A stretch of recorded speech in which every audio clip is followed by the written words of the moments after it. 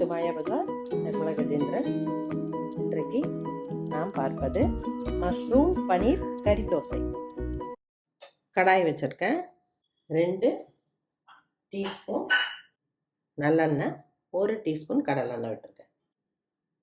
கடுகு 1 பிஞ்ச், கடலைப்பருப்பு கொஞ்சம், உளுந்தம்பருப்பு கொஞ்சம். பட்டை கிராம்பு வாசம் பிடிக்குங்கிறவங்க அதை போட்டுக்கலாம். ஒரு சின்ன பட்டை, 1 கிராம்பு, சோம்பு 1 பிஞ்ச். மசாலா வேண்டான்னு நினைக்கிறவங்க பட்டை கிராம்பை அவாய்ட் பண்ணிக்கலாம். கருவேப்பிலை கொஞ்சம், பச்சை மிளகாயை நல்லா முட்டைக்கு போடுற மாதிரி பொடியாக போட்டிருக்கேன். குழந்தைகளுக்குன்னா இதை அவாய்ட் பண்ணிக்கலாம். பூண்டு 3 பல், இஞ்சி சின்ன பீஸு, அதையும் பொடியாக நறுக்கியிருக்கேன். சின்ன வெங்காயம் 10, அதையும் பொடியாக நறுக்கிக்கலாம். ஒரு நிமிடம் ஃப்ரை ஆகட்டும். தக்காளி சின்ன பீஸாக 1 போட்டிருக்கேன், ரொம்ப போட வேணாம், கிரேவி ஆயிரும். சின்ன பழத்தில் 1/4 வாசி போட்டிருக்கேன். தக்காளி போடாமையும் செய்யலாம். மஷ்ரூமை கழுவிட்டு ரன்னிங் வாட்டரில் தான் கழுவணும். ரொம்ப பெருசாக போட வேண்டாம், நம்ம தோசைக்குள்ளே வைக்கிறதுனால கரெக்டான சைஸ் போட்டிருக்கேன். ரொம்பவும் குட்டியாக போட்டால் டேஸ்ட் வராது, மென்று சாப்பிட்ற மாதிரி இருந்தால் தான் நல்லாயிருக்கும். இதை நம்ம கிரேவி பண்ணதுனால தண்ணியெல்லாம் ஊற்ற வேண்டாம் அதிகம். இதுலேயே நல்லா ஃப்ரை ஆகட்டும். தேவையான அளவு உப்பு கொஞ்சம் கம்மியாக போட்டுக்குவோம், தோசைக்குள்ளே வச்சு சாப்பிட்றதுனால.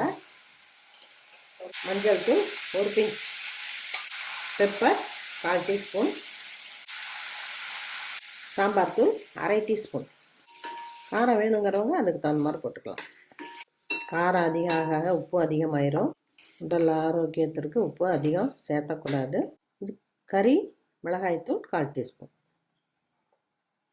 தண்ணியே ஊற்றலை, மூடி போட்டு கிரேவி வேகட்டும். 2 நிமிஷம் ஆயிடுச்சு. இப்போ நல்லா ட்ரையாக வந்துருச்சு. மஷ்ரூமும் வெந்திருக்கும். 1/2 லிட்டர் பாலில் பன்னீர் எடுத்து வச்சுருக்கேன், அதில் கொஞ்சம் போடுவோம். பன்னீர் இல்லைன்னா ப்ளைனாக மஷ்ரூம் மட்டுமே வச்சுக்கலாம். இல்லை காய்கறியில் காலிஃப்ளவர், பட்டாணி இதெல்லாம் போட்டுக்கலாம். 1/2 டீஸ்பூன் தேங்காய் எண்ணெய் ஊற்றுறேன். குழந்தைங்களுக்குன்னா நெய் கூட ஊற்றிக்கலாம். ஸ்டவ் ஆஃப் பண்ணிடலாம். தோசைக்கல் நல்லா காஞ்சிடணும், இல்லாட்டி முதல் தோசை சாப்பிட்றவங்களுக்கு கண்டிப்பாக நல்லா இருக்காது. மாவை ரொம்பவும் தண்ணி ஊற்றக்கூடாது, ரொம்பவும் கெட்டியாக இருக்கக்கூடாது. இந்த அளவு இருந்தால் தான்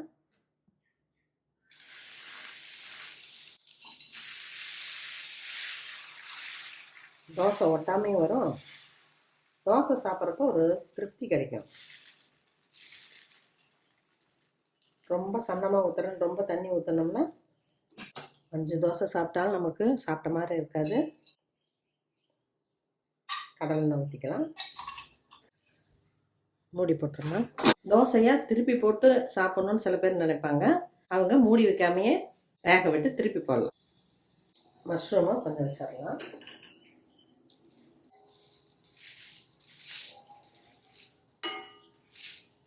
விருப்பப்படுறவங்க நெய் ஊற்றிக்கலாம்.